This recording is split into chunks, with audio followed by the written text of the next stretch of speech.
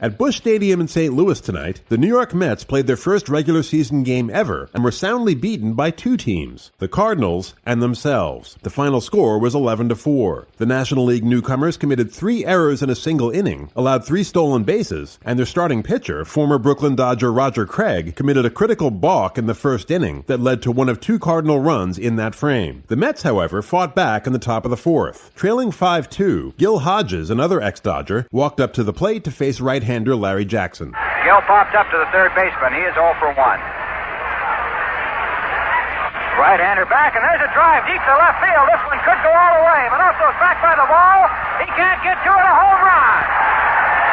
Gil Hodges was a home run for the New York Mets. Their first one, that's 362 for Gil Hodges, the first run of this ball game. And the score of the game is now 5-3. That home run by Gil Hodges has just placed him ahead of Joe DiMaggio on the all-time home run list. And the Mets crept closer in the 5th with another solo shot from Charlie Neal. However, Neal's moment of glory was brief. After a leadoff double by Gene Oliver in the Cardinals' 6th, shortstop Julio Gotay stepped up to face Mets reliever Bob Moorhead. Now Bob Moorhead makes the 1-second stop. Kicks the leg, delivers. Ground ball hits the second base. Neal has it through his leg. Around third and holding up is Gene Oliver as Charlie Neal cocks that arm to make a throw. Johnny Keane, coaching on the lines of third, held him up. It'll be an error charge to Charlie Neal. Charlie just about had that one in his glove, and it slithered off, went through his legs, and rolled into short right field.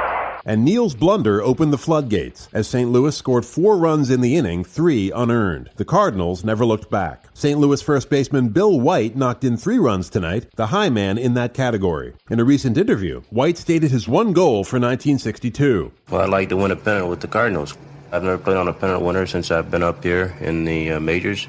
I played on a couple in the minors, and I know how it feels to win, and win consistently, and we haven't been doing that yet, although we have won 80-some ball games a couple years I've been here.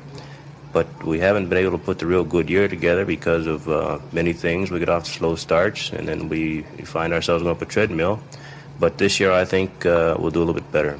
And if Stan Musial persists in defying Father Time, the Cards may contend this year. Stan the man, now 42, went 3 for 3 with 2 singles and a double tonight as he resumed his assault on Major League records. Musial's run scored in the 3rd was the 1859th of his 20-year career, tying him with Mel Ott for the National League record. And the perennial All-Star needs just 26 more hits to tie Honus Wagner's league record of 3,430. Musial, in between cigar puffs in the clubhouse after tonight's game, said, quote, "I want to get those hits quick. You never know when fate may step in," unquote.